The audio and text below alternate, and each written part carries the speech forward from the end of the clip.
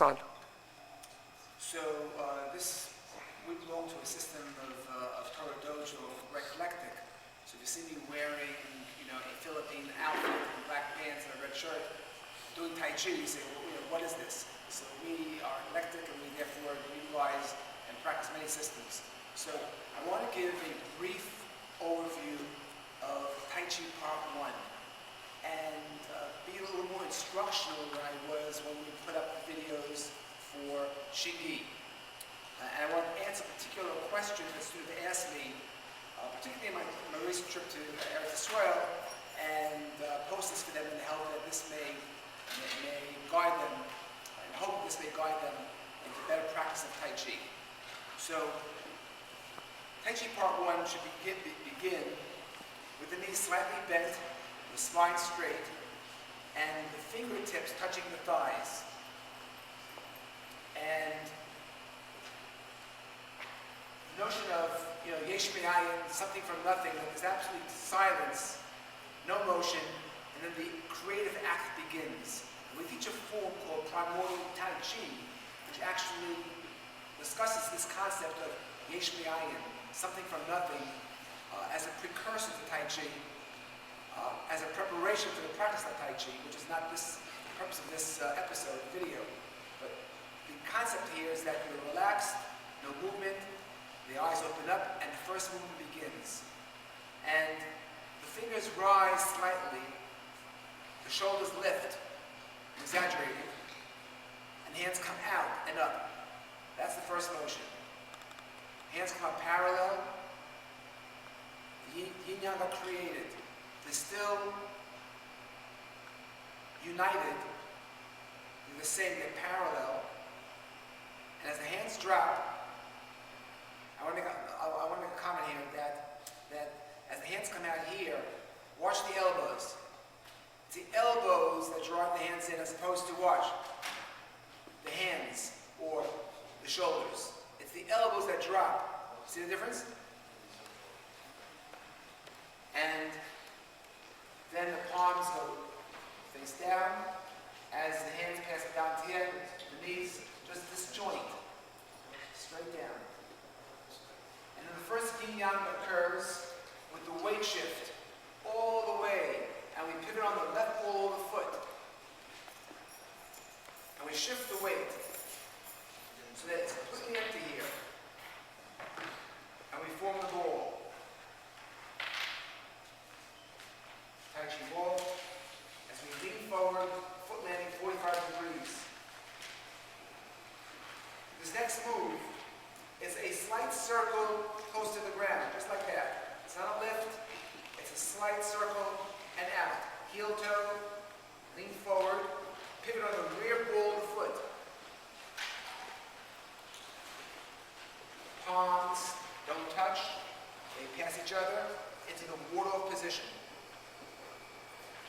Notice that the hand here is not cramped, it's out in the ward-off, and the eyes always watch the yang. So the right hand's yang, it does a U-turn. Past the right thigh. Now the action goes away from the right hand, and look at the left hand and the arm becomes the yang as you retract. And totally sit in the stance. We pivot on the heel, 45 degrees, land, and the shifting of the weight. When it's fully shifted, the hands don't move. I do the same turn. That same step. Land forward, and then almost like an inside block. Notice how the back is straight. And the rear leg is bent. Now my teacher, Franklin Kwong, did the stances much higher. He was more like this. This form that I do was taught to me initially by Franklin Kwong, refined by our teacher, H.I. Sober, and adapted by myself, Jeffrey Glanz.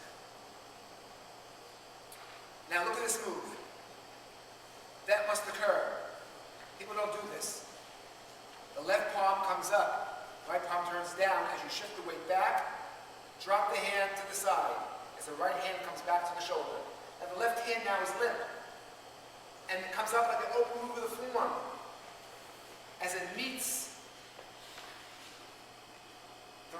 wrist. And there's a touching here as you shift and press out. Back straight and press. Palms away, shift back, and push. Slightly upward. Shift the weight back, up on the right heel, lift the hands, and we call this washing the windows, so to speak. And turn all the way, and shift the weight to the right foot, and turn left. Into almost a bottom stance. So here we are. We drop the hands, and the left finger comes inside the right arm, up. And we form the fingers around the thumb, or like this, 5%. Shift the weight to the crane stance. Step out, heel, pivot on the right ball of the foot. As the hand comes across your face and palm turns out into the single whip. Right hand higher than the left. Shift the weight back, pivot 45 degrees. This is a repeat move. And this time the foot just comes right in. Perpendicular with the rear heel. Now we'll look at the elbows. Drop and meet. The left hand's about a fist away from the elbow. Cut across. The eyes watch the right hand, which is yang. As you step out, turn the right foot as it is, and lean to the yang move, and look forward. You're looking between the hand and the shoulder. Shift the weight, pivot to the crane. Now this move, notice how the hands, palms are down, and there's a straight line created between the fingers. Crane spread its wings. Turn the body, left hand drops limp, like before, comes up like we open move the form the ball on the left side. We bring it across the body to the right side, left palm to the right, they don't touch, they pass in the wind, so to speak. Step out, heel. Again, right ball of foot pivots. As you do the equivalent of the reverse punch, left palm over the left knee. Very, very critical. Back straight. Shift the weight forward. Step up. Lean back. Heel. Drop the hand. Straight up. Okay, so from here. Form the ball. Pivot out. Cut across. Form the fist, open fist. Pivot on the full 45 degrees. Drop the left hand. And they both meet on this side. They both meet on this side like that. Shift the weight back, 45 degrees. Pivot, land forward. Step. So the foot, again, the heel is in line with the back heel. Lift the hands up. And we have a block and parry. The hand comes to the hip as you lean forward.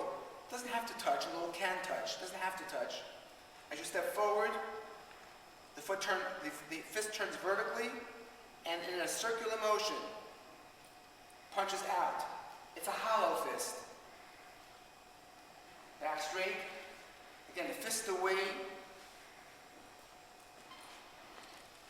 The left hand comes underneath, goes under the highway, so to speak, of the plane going underneath something.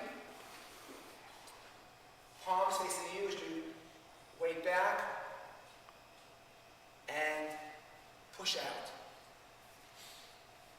Shift the weight back, pivot 45 degrees, land, shift with the left foot, palms up into what's called a parent close. Stop.